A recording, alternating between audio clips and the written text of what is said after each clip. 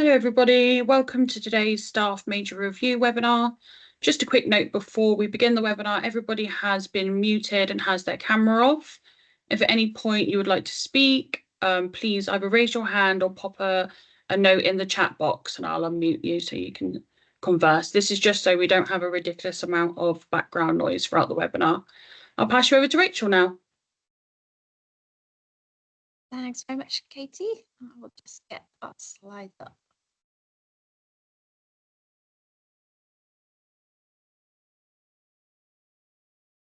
All right then. Good afternoon, everyone. Thank you very much for joining us. So we are running this online session. We've done 3 sessions around the country this week. So we've been in Bristol, Manchester, and London. So that is where we are now. So Lucy and I look like we're looking at each other. It is because we're in the same room. So yeah, we've put on this online session for those of you who couldn't get down to see us in person. So I'm using the same slides that we've been using this week. So a couple of these aren't going to be relevant in terms of housekeeping. Yeah, we've got all the registration of people who are here. We are hoping to put this recording on the website. So if anyone has any concerns or problems with that, please do let training know. We won't do that. The agenda and what we're going to talk about this afternoon will be on the next slide.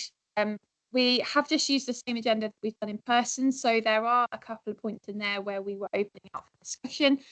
And we'd welcome you to kind of put your comments in the chat. You're welcome to put your hand up and discuss things with us as well. But whilst you're kind of gathering your thoughts and writing them in chat, we'll try and share some thoughts of things that we've had from the events this week. Don't worry about venue layout. Hopefully you all know where your bathroom and kitchens are. And hopefully there are no emergency procedures to worry about. So yeah, that's Q&A guidelines is what I've kind of just gone through. Feel free to have any kind of notes as you're going through here, any notes in the chat that you've got, and we'd be keen to hear if you've got any feedback as we go along. You can see people can't hear my microphone. Is it cutting out or is it just really quiet? Katie, are you able to answer that? Because people in the room can clearly hear me actually. Yeah, it's just a bit choppy, so it's sort of like intermittently cutting out. Cool. Okay, the only way to fix it is for me to restart my computer. So I've had this problem every time I try to do a webinar in the last 2 weeks. I think what I will do is through and come back, and I will hand over, I think, to Lucy to introduce herself, and we'll come back in a second. Bear with me, folks. All right, so while Rachel restarts things, I'll introduce myself. I'm Lucy Van Essen-Fishman. I'm Policy and Research Manager at HESA, now part of JISC. And I've been working with Rachel on the major review of the staff record. And I've been coming at things very much from the policy and user needs side of things. Over the last 1.5 years, I've been meeting with users of the staff record and other HESA stakeholders to talk about what it is you use the staff record for, what you'd like to understand about staff working in higher education, what it is that the staff record works for and what it works less well for. And then I've been working with Rachel and her team to try to translate those sets of user needs into an operational model for a data collection. Right, Rachel is still working on getting back into the meeting. Should I cover? Right. I'll talk a little bit about the agenda for the day. But Rachel's the one with the slides up. So, right, we're going to first do an overview of the major review of the staff record, which is what this meeting is part of. Then we're going to look at why, right, this is a webinar on tracking careers of staff. So we're going to spend a bit of time talking about why we might want to track careers, what it is we think this might help us understand about higher education and the higher education workforce. Then we're going to go through some of the data requirements for doing career tracking. In between each section, by the way, we'll have a chance for you to ask some questions and let us know what it is you do within your institutions and what you'd like to be able to do. I see a question from Katie about how long we've been working on the review. We'll go through the review timeline in a little bit, but I started doing initial engagement with users about a year and a half ago. So it's been a long-running major project. It's going to keep running for another year or so. We're working towards the notification changes for the 26-27 collection. So we're going to be actively doing review activity, trying to get those changes organized until early autumn 2025. So it's a substantial piece of work. Major stakeholders are not just HISA statutory customers, so the governments in all 4 nations and also the funding and regulatory bodies, but also some sector bodies that use staff data, groups like Universities HR, the unions, UCEA, also providers themselves, what it is that providers want to understand about their staff and how their staff compare with the rest of the sector. Right. And I think increasingly we're also starting to think about higher education provider staff as stakeholders in this data collection. That's something that's come out actually quite a lot in the last few days. We collect this data partly for the benefit of staff working in higher education. So we want to make sure that staff also understand what we're collecting their data for, what its potential use for the sector is. Here is Rachel back, so I'm going to hand over to her and we'll move into a bit more agenda and timeline things. But first, Rachel will introduce herself and therefore test her sound. I really hope this has worked this time. Do tell me if this isn't working now, if you're outside there. So I am Rachel Wilkes. I'm Head of Collections Development. Brilliant, thumbs up, thank you. So as Lucy's explained, she started off in terms of the policy side and how that kind of fits into what we want to then do for the review. My team's job is to then take all of that information and essentially kind of work that through into this is now what that means in terms of changing the staff record, and then presenting that to you all in consultations that we run to help us make decisions on what we will and won't then change. Okay, so moving on then. So we've just done introductions. I won't make the whole room go around and do this. I think that will take the whole 2 hours. So we will skip straight on to the information. So starting with the major review of the staff record. Why are we actually doing a review? So we run major reviews every few years or so in any of our records to make sure that they are fit for purpose and we're still collecting the information that is relevant for particularly our statutory customers, but also the sector. And as you can see there, the staff review was the staff record was last reviewed in 2012, which incidentally is just as I started at HISA. So it was just finishing as I was joining, and we've not had a review since. So it is long overdue, a review. In that period of time, there have been significant changes in the record. So non-academic staff in the coverage being the biggest one, governor data coming into coverage, and things going in and out of coverage over those years as well. So lots of things have been happening, and we want to kind of stabilize that and really sort out what actually is needed, so that we stop having that kind of in and out that we've had over the last few years.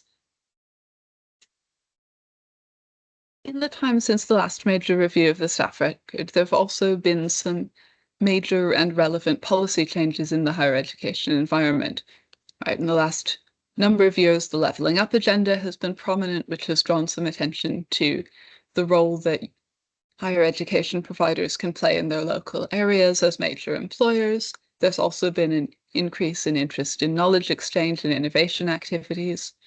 We, of course, collect data on knowledge exchange and innovation through the Higher Education Business and Community Interaction Survey, the HEBC survey, but HEBC collects data about funding and about intellectual property, but not about people who are actually engaged in knowledge exchange activities. So as we were looking at the staff record, we started thinking about whether there's a way to capture some information about the individuals who are involved in knowledge exchange activities. Right, there's also recently been a lot of focus on employment conditions. You may have noticed some strike activities at your providers in the last few years. So there's been a lot of focus on working conditions, on pay, on terms of employment, and the staff record can be an important source of information about those issues. So on to the next slide. In the same period of time, there have been some major changes in the funding and regulatory environment. 2017 saw the passage of the Higher Education and Research Act, which changed a lot about how regulation worked in England, right, including things about the administration of the Research Excellence Framework, the REF. That passed to Research England, who now administer it for all 4 UK nations. HESA staff data is used in the REF. It has been used in the REF since 2018, and we're now working with Research England as they work to come up with plans to use more HESA staff data in the REF volume measure. So we're working with them to make sure that the staff record remains fit for use in the REF, and that the REF uses the staff record in ways that are appropriate for the data that we collect. So looking at the timescales then, and where we actually are in the review, we thought it was helpful to kind of place these events in that larger timescale for you, so you can understand where this fits in.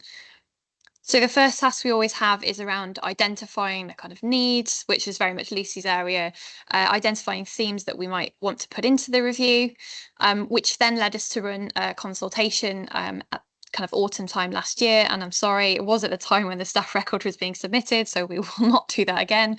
But that consultation basically showed us that we were on the right lines, and it kind of formalized the scope of what the staff review is going to cover.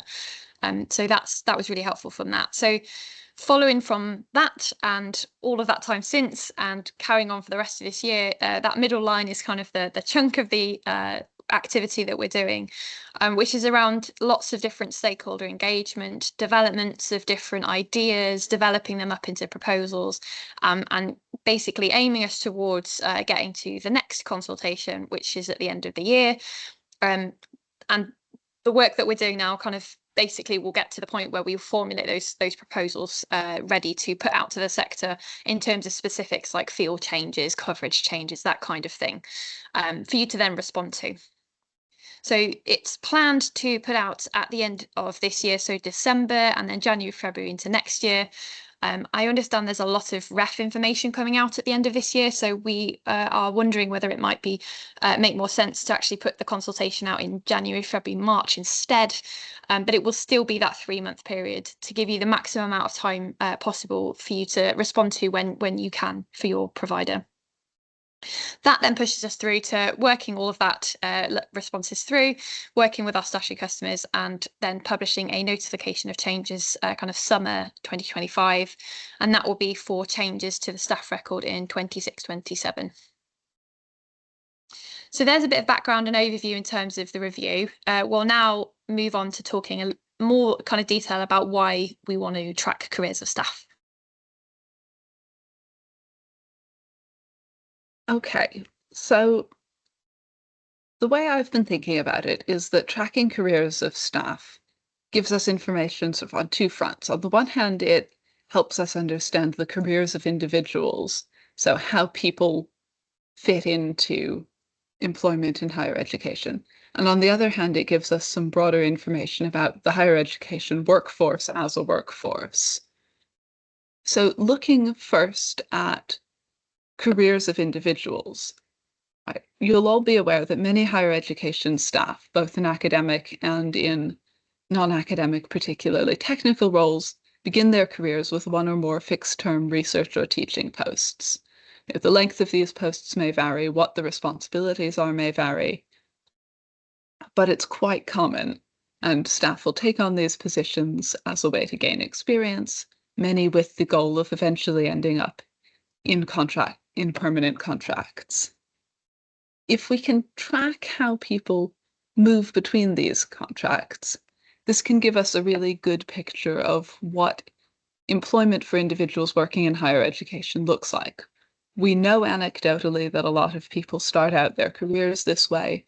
What we don't know from the staff data that we collect right now is how long it takes most people to get into permanent employment if that's their goal? How many different contracts do people go through? Do they tend to stay at the same institution? Do they move from one place or to another? We also can't tell from our data whether some kinds of fixed-term roles or some kind roles at certain institutions do better at supporting staff into moving into permanent employment.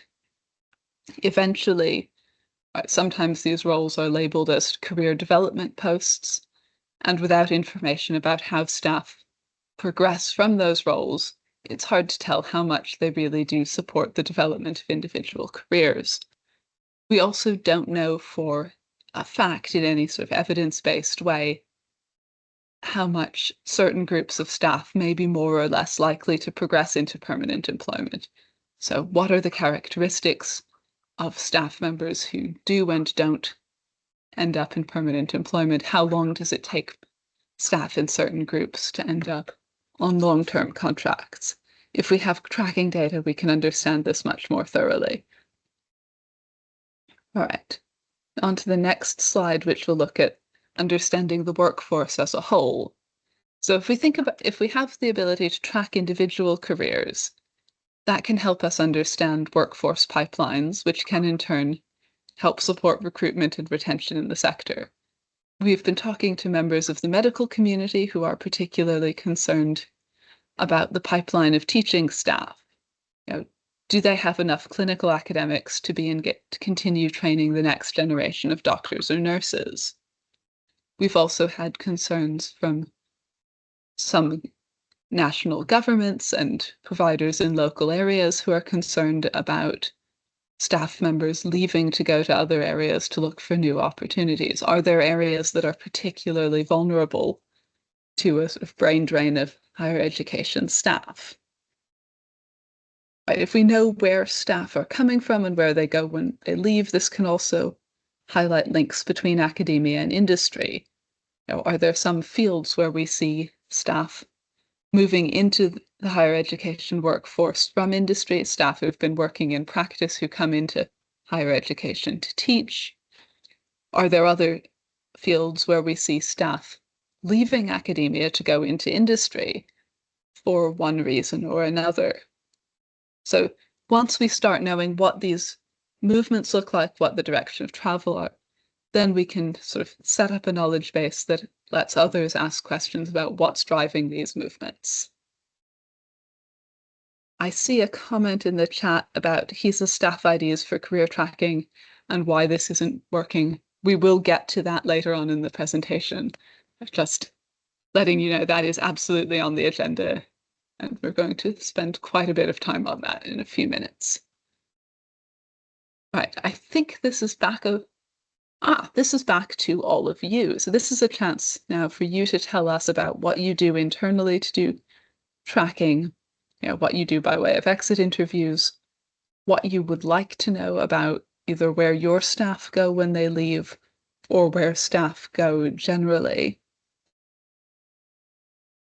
So, right, Rihanna's posted that question in the chat just so that we can figure out later when we go through the chat what all of these questions are referring to. In some of the in-person... Okay. So I was just getting feedback from Rachel on muting for a moment. Some of the in-person sessions we've had earlier this week, we've heard that exit interviews can be difficult for staff, particularly in terms of getting information about where staff are going. We'd be curious to hear how much that's true for participants in this session.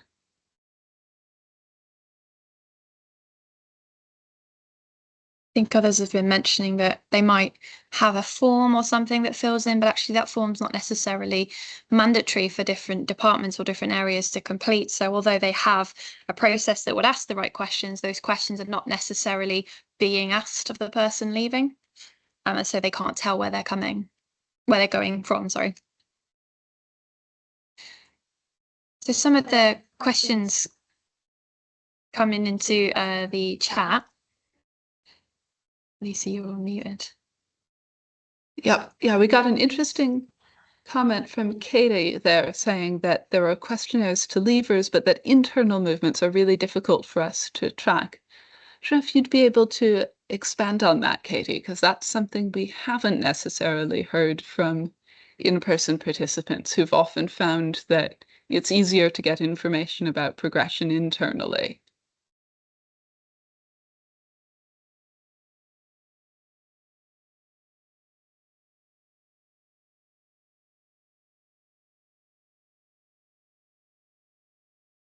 Katie at JISC, do you mind unmuting Katie with her hand up?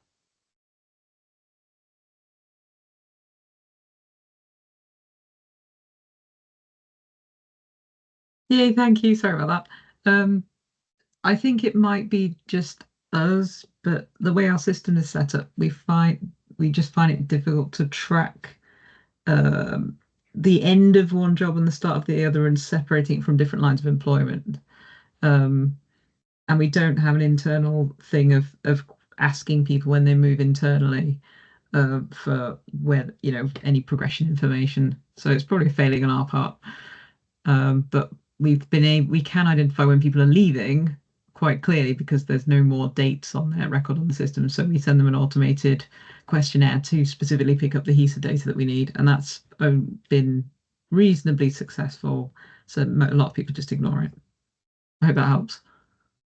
Yeah, thank you, Katie. That makes sense.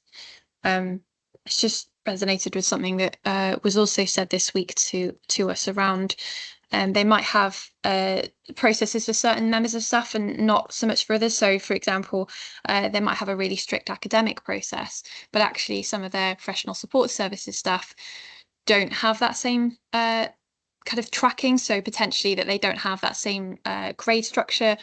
And therefore the progression as it's seen actually is harder to track, because what does that mean for professional services staff? So that sounds like a similar problem actually to what you've just described, Katie. So Well, if I could add one thing as well, we have I know that it's quite unusual, but we have a messy situation where sort of each job somebody does, they get a contract. So it's not uncommon for somebody to have several contracts of employment concurrently which overlap. And if it's just a nightmare unpicking it all. Cool, thanks. So looking through other comments, there's lots of similar things being written. So people have exit interviews, kind of leaving questionnaires for various members of staff. People saying that actually, again, their questions are not necessarily mandatory to ask. Katie's saying about, internal movements being a lot more difficult to track than others. Difficult to get leavers actually to complete the questions on some of those forms for various reasons. Some of the reasons we've heard this week are around potentially the reasons they're leaving you, and that being potentially sensitive or personal to that member of staff, and therefore they kind of disengage with the provider, or they're coming to the end of their fixed term contract and therefore they're a bit disengaged because they're already thinking about the next thing that they're doing in their lives. So interesting, we've got a few more here as well. And I think lots of along the same line. I'm having a quick skip through all the really good comments, and I think they're all along those kind of similar lines. Others saying they've got similar problems with professional support services as well. People saying they use the reason for leaving, reasons for leaving, but it relies on input from the person responding. So obviously that could be messy as you've put it, but also it's a bit of guesswork there. Okay, that's really helpful. Thank you very much, everyone. I think we'll feel free to carry on answering those questions if you've got any more thoughts on there, but we'll move on to the next section on here. So what are the data requirements? What are we actually kind of talking about here when we're talking about linking? So here's the what we do now part. So we do have a staff identifier, the staff ID now, which can help when linking between years of staff record data, particularly when staff are remaining at the same provider. Now, the idea of how that was set up is that it would then travel with them between different providers. But we know that this is not happening. Reasons that have been given to us are around potentially it's them finding it difficult to identify members of staff at another provider to go and ask for details and find out what that person's staff ID was. And even if they do find the details, actually not necessarily getting a response from the other provider in order to then put it in their own return. Some technological difficulties, and that's, I think, around passing data between each other to work out it's the same member of staff. Lots of concerns around data protection and the amount of information you may or may not have to share when trying to get into this. We know there are a few providers that have had guidance from their data protection teams not to share any of this information, and so they can't then pass the identifiers between different providers because of that. So we know what is happening is that new staff IDs are being generated when there was actually an existing one, simply because that existing one couldn't be found or couldn't be used. And so that means that we're not getting the kind of year-on-year linking or linking between providers that we were hoping the staff ID is going to give us. So when we ran the consultation last autumn, there were a couple of suggestions being made in there. One of them was to actually kind of give the identifier to staff members themselves to kind of own as their own number, and if the staff member therefore knows it, then hopefully they can give it on to a provider that they then move on to during their career. I mean, this is a good idea in terms of that, and we know other numbers, the GMC number is also quoted to us. That is the case, but there's a real strong reason for them to know that number. Without knowing their GMC number, they can't register to be a doctor or dentist. They can't then go to practice in those areas. So they've got a real strong purpose for having that number and knowing their number. And we don't simply have that kind of driver from here. A lot of staff probably don't even know who HESA are, let alone the staff record. And so trying to explain to them what this identifier is doing may or may not go down very well, but it's certainly an interesting point in terms of making that number just a bit more visible. We had one member of staff in the rooms with us this week who actually then went and found their staff ID just to prove that they could actually have access to it, even though they didn't kind of know the number. So that is a possibility, and there are ways we could try and approach that. The second kind of suggestion made was around having a centrally maintained database of this. So a little bit like the kind of HUSID lookup service we had for student identifiers, some kind of central database that we have that you could access to kind of find a member of staff if you're expecting them to have worked at a provider before. Which is an interesting idea. It's not something we'd thought of before the suggestion was made. We know the HUSID lookup service didn't have as good take up as we'd hoped. We know there are providers not using that, not even logging on to that. So whether that will work or not is a good suggestion, and certainly something we could explore, and happy to hear thoughts on this in the comments too. We've also been talking in the rooms this week around whether there could be a middle ground with this idea of a centrally maintained database, which is not connected to the staff record, but simply to help with the identifiers.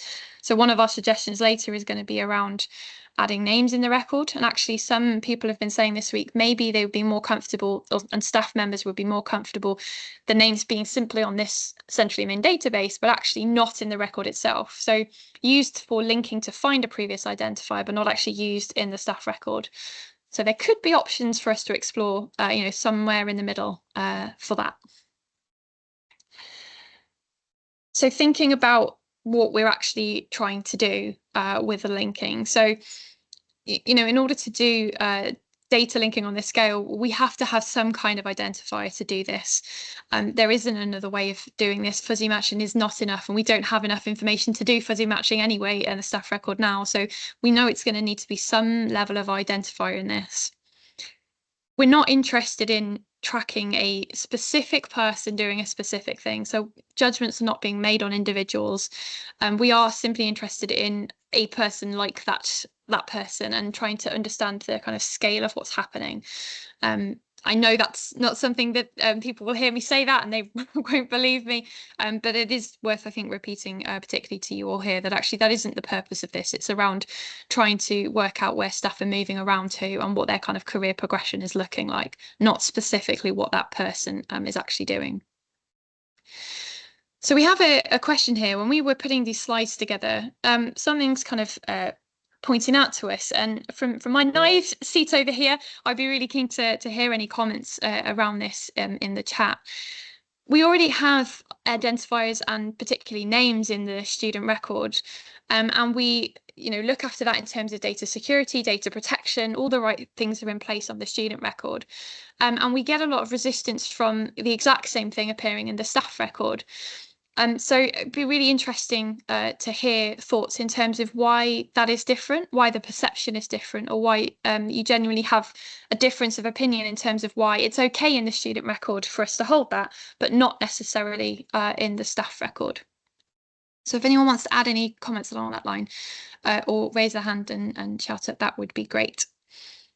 So things that we've had in the rooms today, and I can see Jackie's just put this comment in there, actually being able to give staff members the reassurance that the record is anonymized and there is no way of identifying them there does help with them answering other questions, and it helps with them understanding that their data is being used in this way. And actually, if we put identifiers or names in the records, then you lose the ability to say that. And if you can't say it's anonymized, they may not answer questions, or they may answer the questions but with the response of prefer not to say, which loses you some data that you currently have from those members of staff.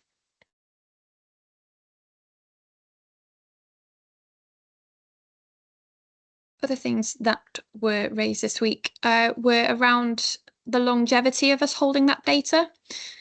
So with students, they're probably only with you for a few years. And so collecting a lot of this information from them, after a few years, it kind of stops being relevant because that student has moved on.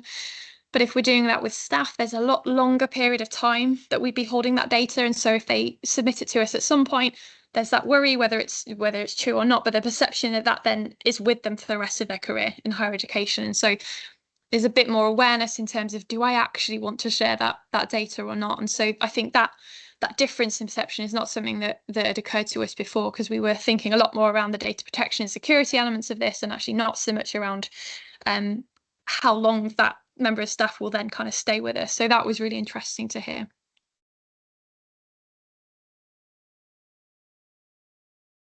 In terms of some of the comments coming through then around this then.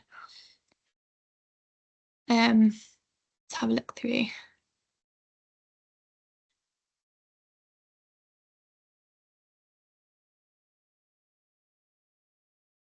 Let me read through some of these so that Rachel can get a drink of water and stop speaking for a little bit.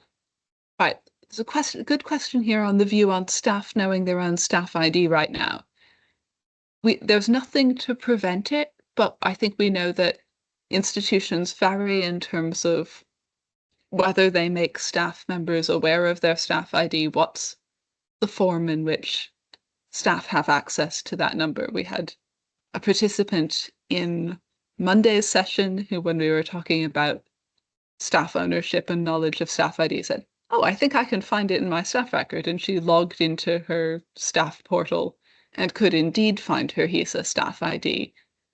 At the same time, I think, before I came to HESA, I was a member of staff at a higher education institution, would have been in the staff record. I don't think I ever heard that HESA existed or knew that I had a staff ID. So that may have been partly on my head and not just on my institution's head. But I think we know that it's just very variable at the minute. Again, we're going to talk a little bit more about national insurance numbers in a little bit. So we will get on to questions about the suitability of that identifier. Similarly, there's a comment here about changing names. So we're going to talk a little bit more, quite a lot more, about the pros and cons of potentially having names as part of the record in a later slide. Interesting comment there about salary details and people being comfortable about having their names be attached to that. I think that's a particular angle on the kind of personal information in the staff record that hasn't been raised before, but that's certainly true. And we get salary data from graduates through the Graduate Outcomes Survey. And we're aware in that survey that salary data is one of those potentially sensitive areas that people may not feel happy reporting on.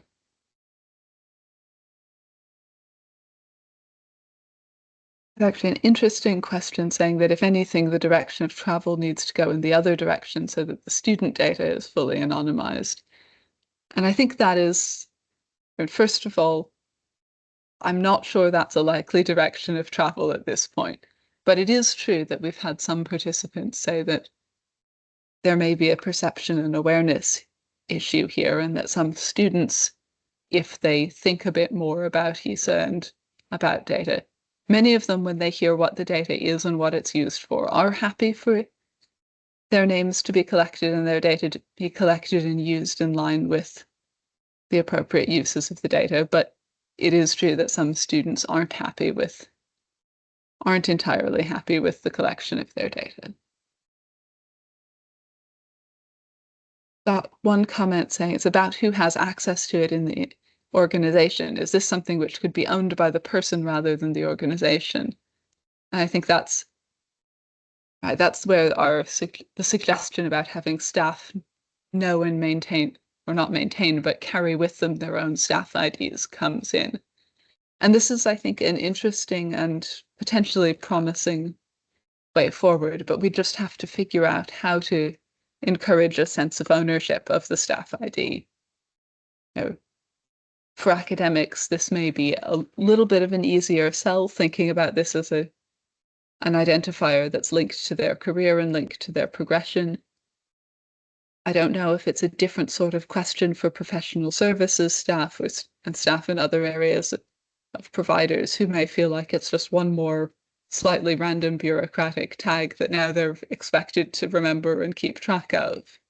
So if we can figure out how to make the case to higher education staff for the importance of their staff ID, that having this data, contributing to this data set, is an important way that they can help out the sector, not necessarily their own providers, although their own providers too, but also the rest of the workforce, other people in similar circumstances. I think that could be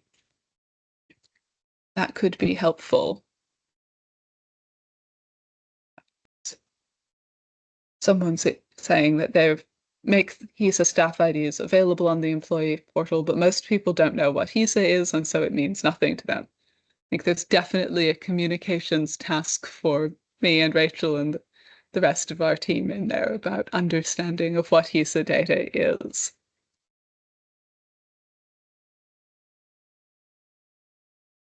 Right. Jackie says, our staff can't remember, aren't aware of their employee ID. I don't think telling them their HESA ID is going to go anywhere. So we're getting quite a lot of questions of comments suggesting that getting staff to remember their own IDs might not be a viable system. Comment there about changing privacy thresholds and changing thresholds for security concerns. So that's, I think, something for us to be aware of, that we're in a world that's changing quite a lot. All right. I think some of these are questions that we're going to get onto as we get into further discussion of options and what it is we're going to try to do. So I think I'm going to move us on to the next slide and to Rachel's next section, if that's all right. And we will keep track of these questions and keep coming back to them. All right, this is a slide. Yeah, so this would be halfway through, so we won't take a break, I think, because we're going to probably end up quicker than the 2 hours, given we can't all talk in the room together, and we'll have to look through all of the comments later. So we're about halfway through, so bear with us. So what are the options in terms of what we got? So when I put this next slide on the screen, I will caveat it by saying these are the options that we have considered, but also the options that were proposed to us in the consultation. So although we may or may not agree with any of these, we had to follow them through so that we could say we had seriously considered all of them. So what we'll do is talk through each one of those now, and we'll talk through the kind of pros and cons in terms of what that may or may not give us. So here's a staff ID. So we have talked about this already, and the fact that it could very easily be used to link between years and between providers, but we know that it's not happening at the moment for various reasons, and therefore new staff IDs are being generated. In terms of things that we'll look at here then, so yeah, the coverage, so we're looking at what which members of staff would be covered by these different options. And for this one, obviously, it's going to be all of the members of staff in the staff record. Otherwise, you wouldn't be in the staff record. So that's all the ones who are employed through the actual coverage statements copied onto there. So anyone who's actually employed by the provider. So pros and cons. Pros, it's already in the record, and we know all staff members have one. In terms of cons, we know that tracking isn't working as well as we'd like it to at the moment, and therefore we know staff are accumulating multiple staff IDs during their career, and there's no way of us actually linking because of that. We can't do it robustly enough for that to work. Obviously, using a staff ID would be the best way for certainly our preference in terms of doing this linking, but we'd have to find a way of improving the problems that we've got there. So improving the tracking, improving the passing on the staff ID when staff members move providers. So there are different options that we could take there. Some of them we've kind of mentioned already. So having some way of owning their staff ID, having some kind of central database, having another thing that's been suggested this week was potentially signing up to that list of, I forgot what the actual title is now, but the sharing staff ID list that we have, the IDS role you can join up to, actually making that mandatory. We know that you have to do this, and therefore is there an option to make that mandatory? And then those providers who are not able to do that because the providers are not there in that list, maybe that would be a way of filling the holes in. Different options, things like that that we could explore. Maybe we explore all of them and see what we can kind of get to. If we could do things like that, that would definitely help drive up that quality, because then we know that some of those passing off information between providers was actually happening. Another thought that's been posed to us this week is actually, could we go down this route first and say, you know, in 2030, if it's been improved by then, actually, we don't need to consider any other options, the other things that we're going to go through later. Do we kind of, give a time frame, I suppose, in terms of can we see if we can improve the use and the coverage of this over that period of time? And if it doesn't, then we need to reconsider other options. So that's something that is a possibility too.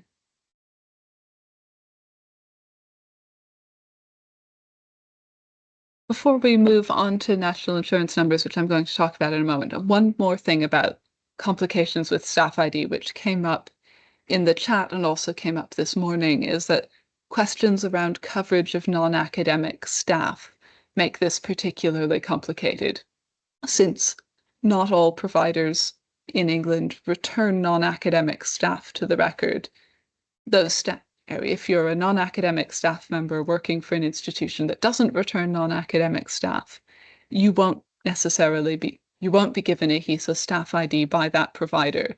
And if you then go on to take up a job at a provider that does submit non-academic staff to the record, you'll get a new staff ID, but that won't reflect the fact that you have been working in higher education before.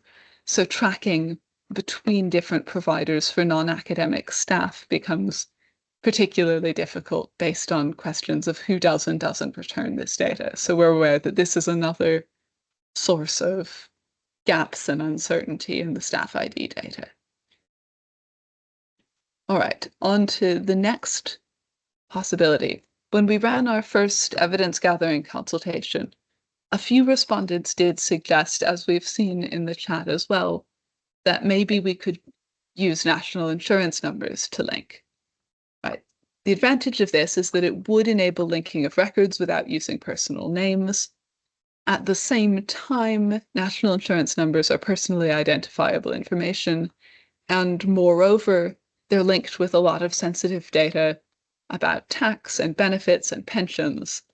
And in fact, the UK government website on national insurance numbers raises the risk of identity fraud if national insurance numbers are shared with people who don't have a reason to have them.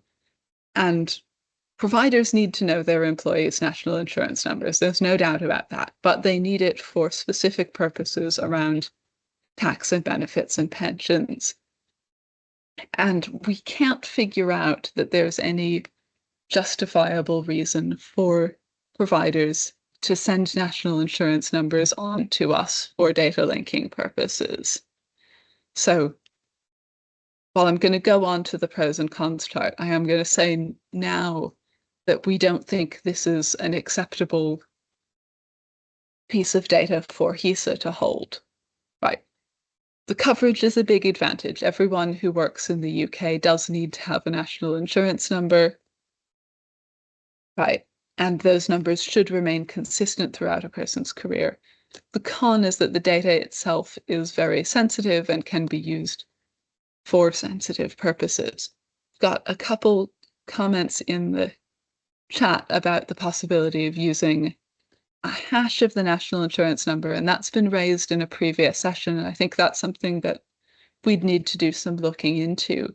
That does seem like if the data security issues were resolved, if HISA and JISC could be confident about the security of the process, this could be an interesting way forward because it would enable providers who do have a right to have national insurance numbers to produce a hash that they would send to us and we could use as a unique identifier.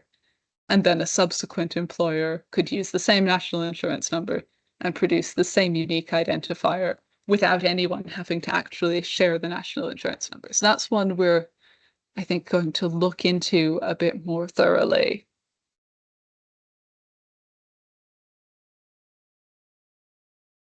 There's a question about whether national insurance numbers are more or less sensitive than a name or a date of birth. And I think the answer is that they are essentially more sensitive because they are unique. They are absolutely linked to an individual. And it goes straight into the HMRC pension records. But that's a fairly quick response to this. I think we'd have to ask colleagues in legal and data protection teams to give us a sort of fuller rundown of how the systems compare on levels of data protection. Right, over to you, Rachel, for the next one. So the next thing on the list then was ORCID, the Open Researcher and Contributor ID.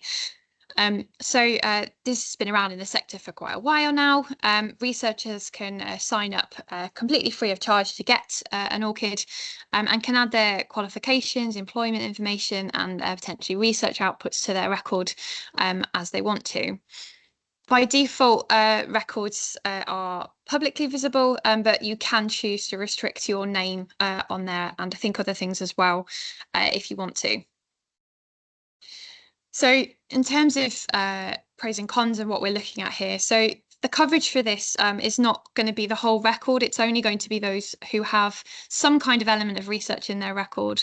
And actually, even that's, it's an optional thing to sign up to.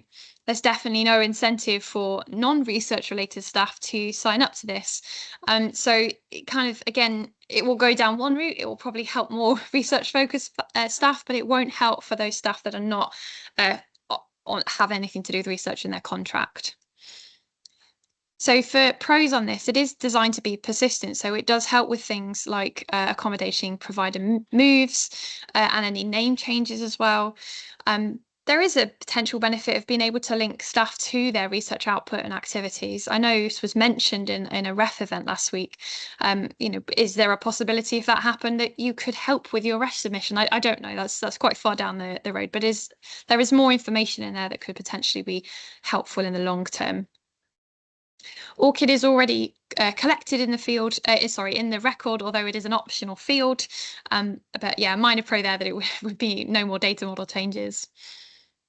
A con on this one, that is the big one, is that not everyone has one, especially if you're not research active or haven't signed up to that.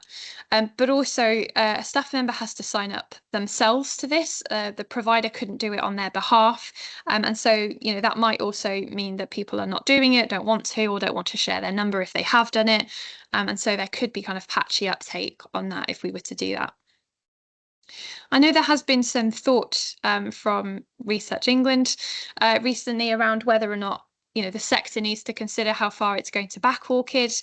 Are they going to try and make a bit of a push for this and try and get particularly research staff signed up for this? But is there a consideration for widening that out? I don't know. I mean, they're really early thoughts on that, but there could be some interesting discussions with them over the coming months.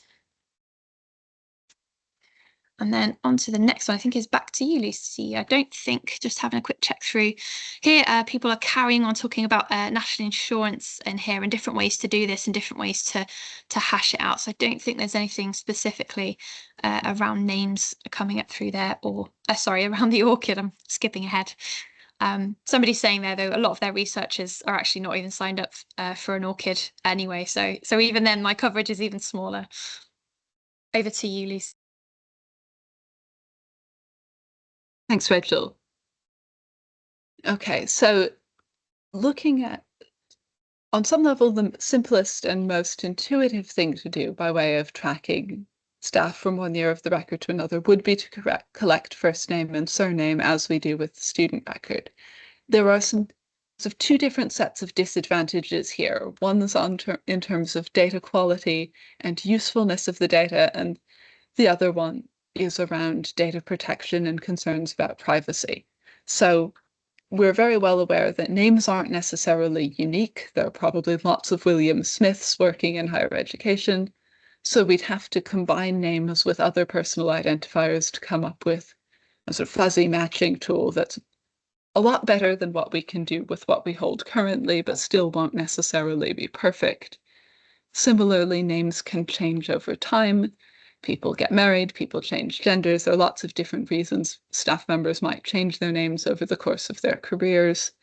So as with the uniqueness question, we'd have to couple names with other identifiers and come up with a probably pretty good but necessarily imperfect matching system. So those are the data quality issues around names. There are also concerns around an increased burden on the staff return. This would be returning a field that is not currently included, so that is an increase in data burden. And there are worries that this could be a data protection risk, and particularly that staff members would be reluctant to submit other kinds of personal data if they knew that their names were included in the record. We've heard this from a lot of providers. It seems to be a widespread concern that if the staff record includes names, staff members aren't going to be willing to give other sensitive or personal characteristics data. So that's a potential disadvantage. Right. On to looking at the pros and cons table, so summing up some of the things that I've said. Coverage of name is obviously very good. All employees do have names, although we're aware that not everyone will have both a first name and a surname. We know this from the student record, but we do have ways of dealing with that in the data if that is the case.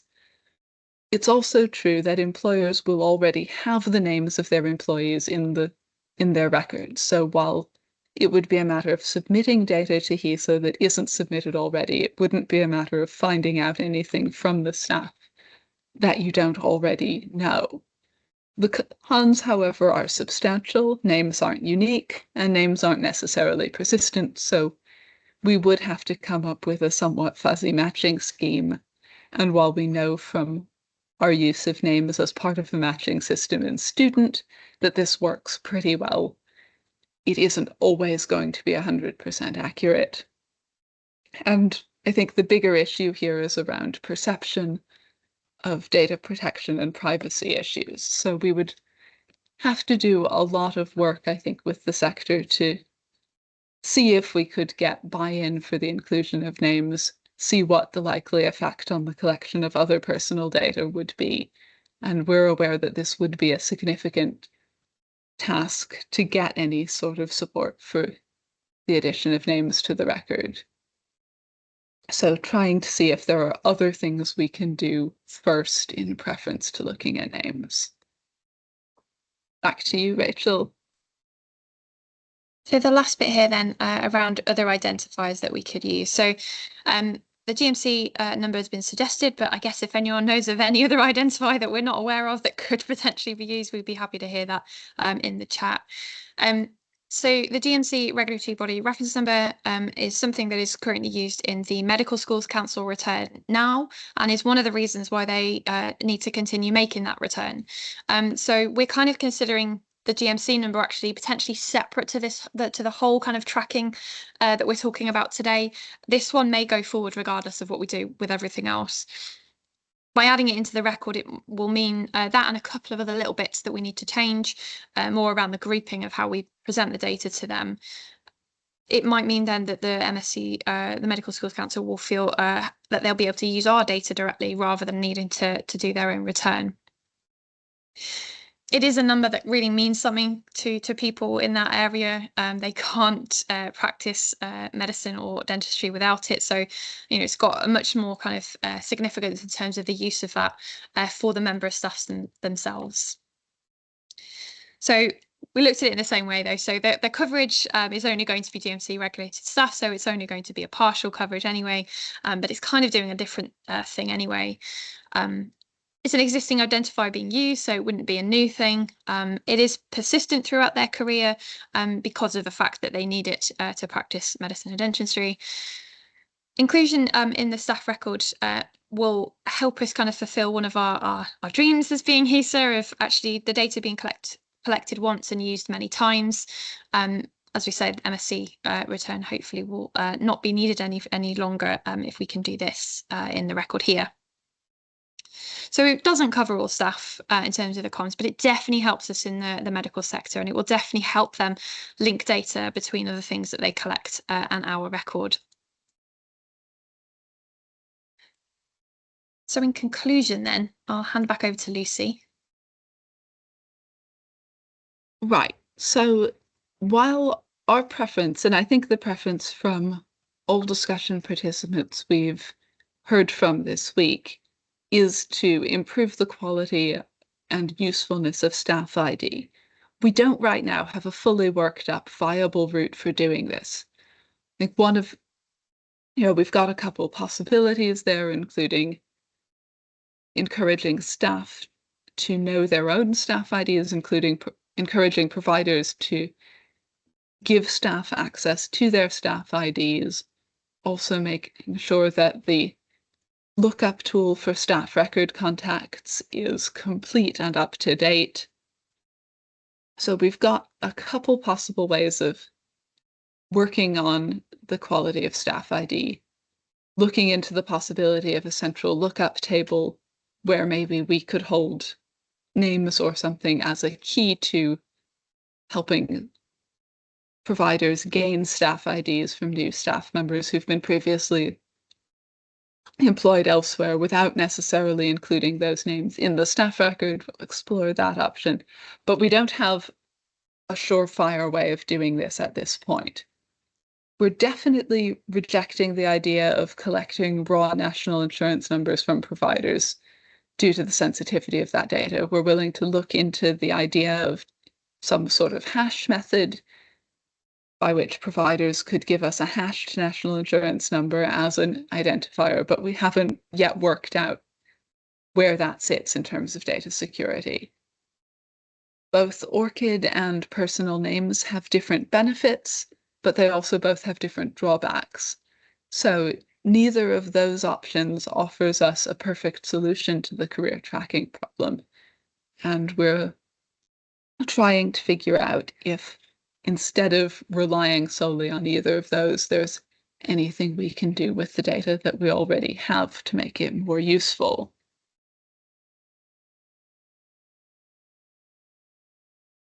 So looking at the chat, what have we seen come up in the chat, Rachel, recently? I think there's one big conceptual question from Katie about whether the benefits of staff tracking outweigh the potential burden and difficulty of doing this. And I think that is something we're going to have to, for one thing, put to the sector in our next consultation, and also think hard about ourselves. I know we've heard from a number of funding councils and other sector bodies that there's a real interest in understanding how careers work, understanding how the workforce travels, who travels where. But to be honest, we don't have a clear yes or no, is it worth it answer. And I think I'm glad you raised that question. It's a big question, and it is one we're going to engage with in good faith. I think it's worth saying that we know from our statutory customers and other organisations that they want to do this, and up until now, no one has really presented an option. And I think it's because of all the concerns you're raising and all the difficulties around that. So what Lucy and I are trying to do is put together an argument that says this is how we could go about doing it, so that we can show them that there might be a way to do it. And I'm sure there will be lots of uses of the data. So to answer that kind of burden benefit question, hopefully we can give some of those cases to help you make that decision to see whether it is actually worth the effort or whether it is actually too much burden to actually to try and make it so that we can link staff in that way. So we very much are aware of that and want to take that into the consultation, but very much watch this space, I think, at the moment. So other things that are coming through in the chat, there's a few more around ORCID, and not all research is actually having an ORCID. So they're agreeing with the coverage around those questions. So that's really helpful to know. Question in there about when staff might have two identifiers. I think what we've done in the student record before is pick one of them. I think it might have been the latest one they were given. So there were rules we could come up with that. I suspect we could do something, again, like what we do with student persistent identifier we've got that we can come up with in the background. So when we've identified a staff member has been given two identifiers by mistake, there will be a way for us to kind of link them together in the background if we're made aware of that. So that there are ways of dealing with that stuff, and we'd have to issue some guidance around that were it to go ahead. I think the comments around anonymous nature of the staff record is really interesting, that actually it could be very much a perceived difference there. You're right, there's a lot of information in the record, some of which means you can identify individuals, particularly from your own institution. And so actually just adding names, is that really changing that? Maybe it's more the perception from the member of staff having their name attached to it. So that'd be really interesting to find out. There has been a suggestion made this week that we could actually try and run a consultation with staff members themselves, particularly around if we were going to try and introduce one of these options or a different option. And one of the big concerns that was raised in the sessions this week was around whether that will affect other data items. So if they know that it's not anonymous anymore, or that there are more identifiers in the record, will that stop them potentially answering some of the other questions, particularly around personal characteristics and EDI data? They were saying in the room that actually that might make them say respond prefer not to say more than they are now, because they don't want to disclose that information with their name against it or with an identifier for themselves against it. So there could be a way for us to kind of try and ask those of staff members directly. This is just an idea that's come this week. It would be quite an undertaking, but it's an interesting thought, because a lot of our consultations, in fact, I think most of our consultations in HESA's life has never been directly with students or staff. We consult a lot with the providers, and you probably consult with your staff and student members depending on what that question is. We've never tried to engage with them directly. So it's an interesting thought. And I think depending on where we're going to, we'll see whether or not that is something we consider. But it would give us a chance to explain what HESA's doing and what we're generally trying to use the data for, and not having to use you as that kind of middleman, I guess, that we do at the moment. So other things that are, sorry, Lucy, we're gonna. Yeah, I was just going to pick up on some questions in the chat. Right, there's been a comment from Anne saying that these identifiers won't help with the internal tracking that we were mentioning at the beginning. And I think one thing that is true is that one of the current things that Staff ID is good for is tracking individuals so long as they stay within the same institution. We're pretty sure that we have, so long as you don't move institution, your staff ID stays pretty constant. But we have had some comments from other participants this week about thinking about what progression routes look like for staff in different categories, what counts as progression. And I think we might want to think about how we collect data on movement between grades or movement between levels, and whether there's a way we can have that data consistent or have some guidance for users of the data about how to interpret progression using linked years of the staff record. So I think there is still a good question around internal progression, but for the most part, staff ID actually works very well internally. Right, there's a useful comment about the fact that higher education providers do have a limited unit of resource to do any sort of data collection and tracking activities. I think we'd have to, whatever we do, try to work on doing it in a way that works as efficiently as possible. I think we're very much aware of the limits on your time and your resource, and we do want to strike a balance between what we collect and how much extra work we make for providers.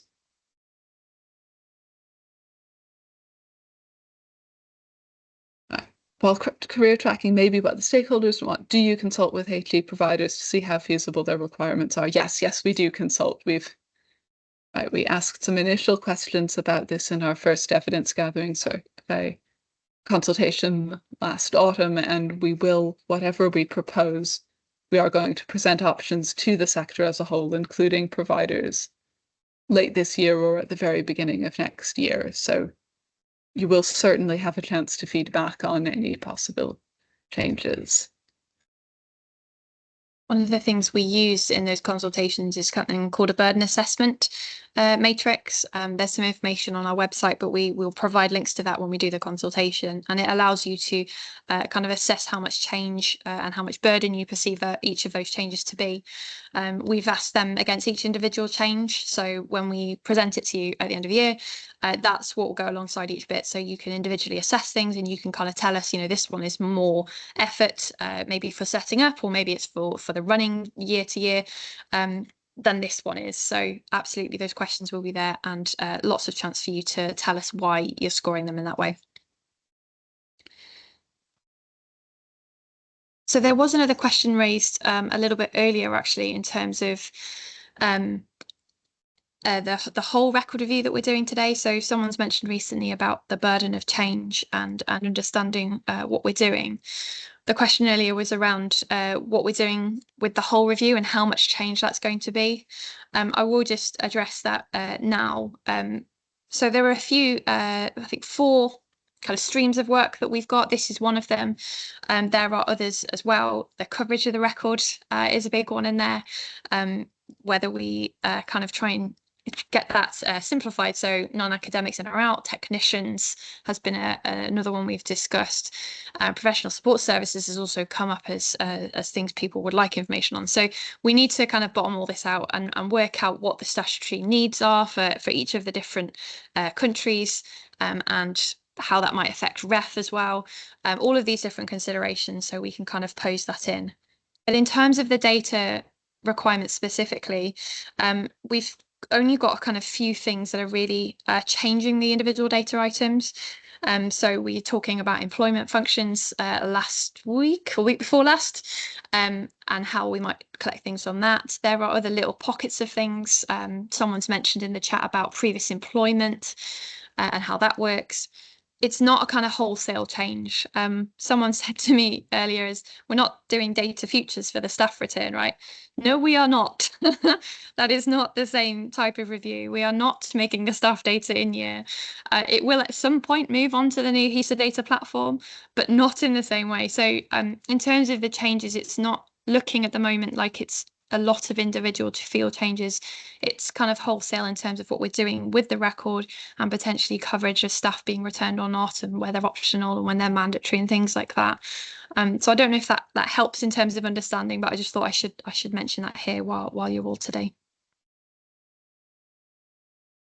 I think, unless there's lots more coming in while I was talking on there, I think we've addressed most of the questions, but we will go through the chat afterwards and just check that we've not missed anything, and we can answer those questions later. Lucy, anything else you want to add?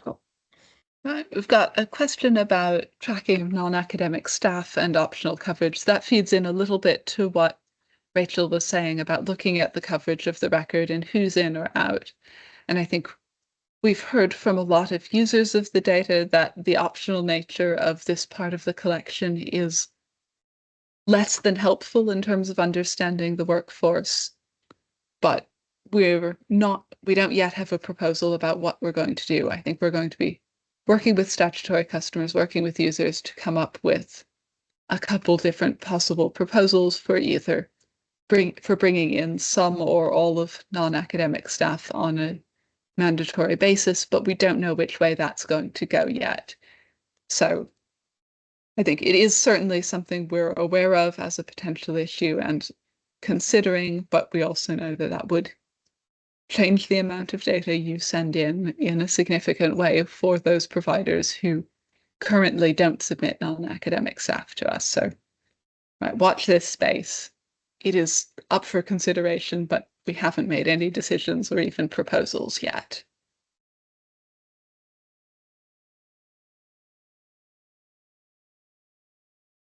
I think that's a good moment for us to move on to talk about next steps. So back to Rachel for that. Thank you. Yes. So next steps. So just to help you see where we're kind of going next after this event and all the helpful information that you've fed back to us today. So we can provide slides. I think the training team will do this after the event that you've signed up to. And we've taken a lot of notes from what we've heard, and we'll take a look at the comments you've been sharing today as well. We will then aim to put together all of that information towards a proposal later in the year. And hopefully that will then include enough information to help you make a decision on that, particularly that kind of burden versus benefit point that was raised today. It'd be really helpful if people have time to kind of be a critical friend, I've called it in here. When we've kind of formulated that and drafted up, it'd be helpful for a few providers that have heard us kind of say this today to read through that to make sure we've phrased it right, we've got the right information, we've given you enough that you can make those decisions that you need to in terms of trying to assess what that's going to mean for your providers, particularly around the kind of benefit and burden point. So if you're willing to kind of read through some of that material and help us formulate that, that would be really appreciated by us. There are lots of other kind of ways to feed up into this. So we said this is just one area that we're looking at to. We'd love to look into other areas as well. I think it's just time. And obviously you'll all be starting your staff returns before too long after your summer break. So, you know, we'll have to work out how we do that and how we engage. But if there's anything in particular that we've not really mentioned today or something you just want to use the opportunity to tell us about, feel free to drop that in the chat of, have you thought about this? Can you please make sure this is on the review? Then that's absolutely fine. Please feel free to drop a comment in there. So that's kind of it really for in terms of presentation and what we wanted to kind of ask you today. We've not taken the 2 hours, and I think that's probably because we can't have a full discussion with all of you here, and you're just listening to Lucy and I read out this and kind of trying to share what we've heard this week. But thank you very much for attending and thank you for taking the time to do this online, and hopefully we can do something again soon. Sign up. Oh, sign up. Yes, sorry. If you want to sign up, if you want to drop Liaison an email, that's probably a great way of doing that. And then we've got your email address there as well. So yeah, thank you very much. And I hope it's been helpful. We've engaged with you earlier than we'd normally, so it'd be really useful to know whether this was actually interesting for you today. But yeah, thank you very much. And thank you for your comments and taking your time to respond to us. Enjoy the rest of your day. Thank you very much, everyone.